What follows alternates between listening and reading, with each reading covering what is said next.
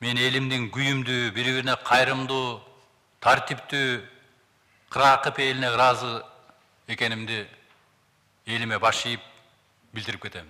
Президентибиздин колдоосу биринчи күндөн тартып эле баардык кыйын учурларда өкмөткө сын пикирлер негизделген жана негизсиз сын пикирлер айтып атканда колдоду. Президентибизге ыраазычылык билдирем. Жогорку кеңештин спикери Дастан Артысбековичке, коалициянын лидерине, фракциянын лидерлерине бизди колдогон депутаттарыбызга ыраазычылык билдирем. Бизге абдан дем күч берип, мыйзамдарыбызды кабыл алып берип, саясий маселелерди колдоп берип, ушул 2 жылдан ашык иштегенибиз алардын эмгеги деп ойлойм. Акыркы мезгилде өкмөттүн анын ичинде менин атыма фактылар менен тастыкталбаган сөздөр жогорку кеңеште да айтылып жатат. Бул мени катуу тынчсыздандырат. Сын пикирлер өкмөттүн атына дайым айтылып келет, өзүңүздөр билесиздер. Ар кандай маселелер боюнча сын пикирлер айтылат.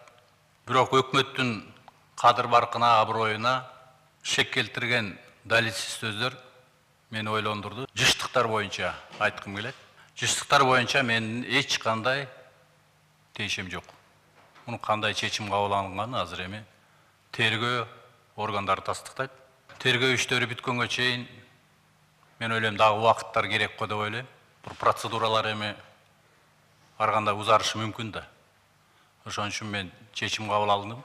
Мамлекеттик кызматтын этикасын сактап, азыр эми учур коронавирус оорусуна күрөшүп аткан учурубуз. Ушундай учурда илең салаң болуп иштөө мамлекеттик кызматкерге туура келбейт. Ошон үчүн бул чечимге келип, мен кечөө жарыяладым. Бул иштер боюнча мен ишенем, мыйзам түрүндө адилеттүү тергөө иштери жүрүп, чекит коюлат. Анан жыйынтыгы боюнча сөзсүз түрдө коомчулукка жарыяланат деп ойлойм.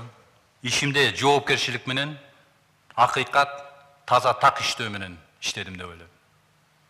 Бул негизги менин принциптерим, ошол боюнча да белгилеп кетер элем. Бул кыргыз элине ак кызмат кылуу менин эң башкы принцибим болду.